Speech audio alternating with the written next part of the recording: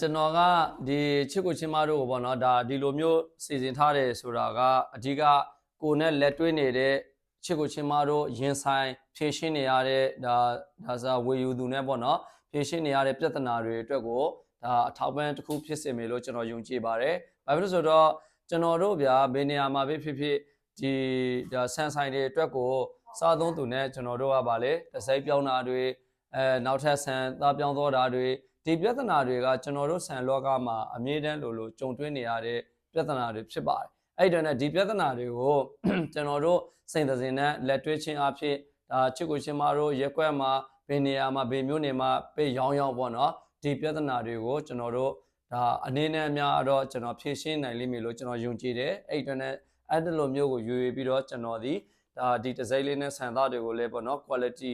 အရေးအသင့်မီတဲ့ဆန်သားတွေထိပြီးတော့ပေါ့နော် quality ကိုပုံမှန်လေးဖြစ်အောင်အတွက်စ조사ပြီးတော့ဒါရောင်းချပေးတော့မှာဖြစ်ပါတယ်။ဘာလို့ဆိုတော့ကျွန်တော်တို့ကချစ်ကိုချင်းမတွေရောင်းရမှာကျွန်တော်တို့ကရောင်းရမှာဖြစ်ပါတယ်เนาะအဲ့ဒီတော့ねဒီပေါ်မှာပြီးတော့ဒါကိုတစိတ်ကျွန်တော်ထုတ်ထားတဲ့ဒီတစိတ်တွေဆိုတာကလည်းဒါကျွန်တော်ရဲ့နှလုံးသားတွေကျွန်တော်ရဲ့ဘဝတွေပါပဲဒါတွေကကျွန်တော်မှအရန်အရေးကြီးတယ်။ဘာဖြစ်ဆိုတော့နာမည်တစ်ခုရဖို့ဆိုတာမလွယ်ဘူးပေါ့နော်အရန်ခက်ခဲတယ်နာမည်ပြတ်သွားတယ်ဆိုတာက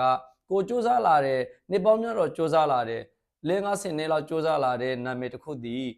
တရက်တင်းနဲ့လည်းပြက်ရှင်ပြတ်သွားတဲ့နိုင်တယ်အဲ့ဒါနဲ့ဘာဖြစ်ဆိုတော့နာမည်ရဖို့အတွက်စူးစမ်းရတာမလွယ်ဘူးနာမည်ပြတ်ဖို့အတွက်ကြတော့ဒါလွယ်တယ်ပေါ့နော်အဲ့ဒီတော့ဒီပေါ်မှာကျွန်တော်တို့အတက်နိုင်ဆုံးပေါ့နော်တတိလေးနဲ့ထားပြီးတော့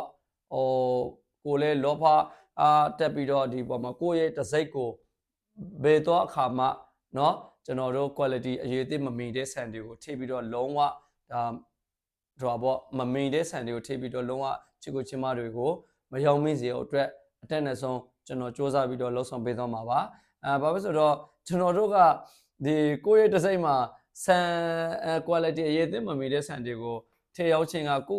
ကြိုးကွင်းဆက်တယ်လို့ဖြစ်သွားမှာလေအဲ့ဒီတော့ねဒီပေါ်မှာဘတော်မှလည်းကျွန်တော်တို့လုံးဝမဟုတ်ဘူး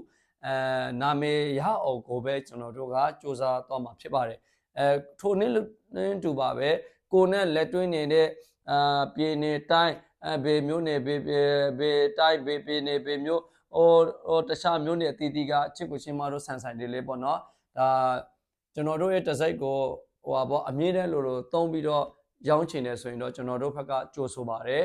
အတက်နဲ့ဆိုကျွန်တော်ဘက်ကတော့ဆန်အရေးသွေး quality မီတဲ့ဆန်သားကိုပဲကျွန်တော်တို့ထိပ်ပြီးတော့ရောင်းချပေးတော့မှာဖြစ်တဲ့အတွက်ချစ်ကိုချင်းမတို့ဒါလက်တွေ့ဖို့အတွက်ဖိတ်ခေါ်လာရခြင်းဖြစ်ပါတယ်အားလုံးဆင်ပြေပါစေ